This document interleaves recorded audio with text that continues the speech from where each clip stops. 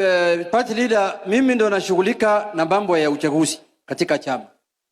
Na nimeona kuna watu wanatisha sisi na mambo ya National Delegates Conference.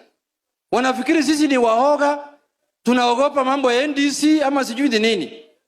I want to tell Kenyans from Kisii here, what has delayed the NDC is because we did grassroots elections na kulikuwa na disputes in certain counties.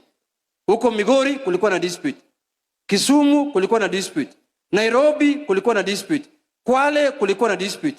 All those disputes have been now settled, majority of them. I think we are remaining only with one or two which we are going to settle in the coming week. Mimi naomba hapa sasa, Mheshimiwa Party Leader Dr. Oburu Oginga, itisha NDC. Call for an NDC. We are ready. We are prepared for an NDC. Na wanaume watakutana hapo ana kwa ana, mundu kumundu.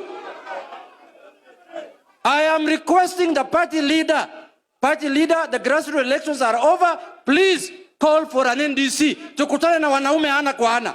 Hapana tisha watu bana. Sisi sio watu wa kutishwa. Tumetishwa na watu wengi. Tumelala pangani siku 6 kwa sakafu, kwa jela. Tukitetea baba Raila Amolo Odinga.